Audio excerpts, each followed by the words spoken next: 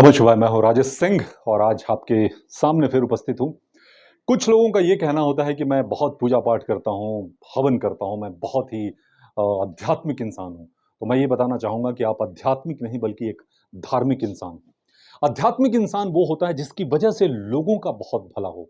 आपकी वजह से अगर दूसरों के जीवन में बहुत अगर भला हो रहा हो, तो आप एक आध्यात्मिक इंसान हैं और अगर आपका खुद का भला हो रहा हो, तो सिर्फ़ आप एक धार्मिक इंसान हैं।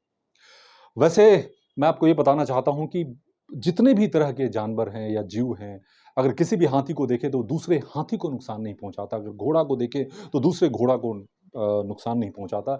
किसी भी प्रकार का जीव को देखें वो दूसरे जीव को बहुत कम नहीं के बराबर नुकसान पहुँचाता है। सिर्फ़ एक हम इंसान ही हैं जो दूसरे इंसानों का बहुत नुकसान हम पहुँचाते हैं। गौतम बुद्ध से किसी ने पूछा कि इंसान की सबसे बड़ी गलतफ़हमी क्या है?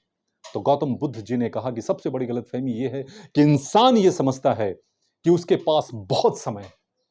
तो मैं सिर्फ ये कहना चाहूंगा कि अगर 1 साल का इंपॉर्टेंस अगर जानना चाहते हो तो उस स्टूडेंट से पूछें जिसने 1 साल पूरी तैयारी की हो और वो जो है पास नहीं हो पाया हो। अगर 1 महीने का इंपॉर्टेंस जानना चाहते हो तो उस माँ से पूछिए जिसका जो है मिसकैरेज हो चुका हो, या आप 1 मिनट का इंपॉर्टेंस अगर जानना चाहते हैं तो उस यात्री से पूछिए जो एयरपोर्ट पहुंचते ही पता चला उसकी फ्लाइट मिस हो चुकी है। और अगर 1 सेकंड का इंपॉर्टेंस अगर आप जानना चाहते हैं तो ओलंपिक में भाग लेने वाले उस खिलाड़ी से पूछिए जो सिर्फ 1 सेकंड की वजह से वो गोल्ड मेडल वो नहीं ले पाया।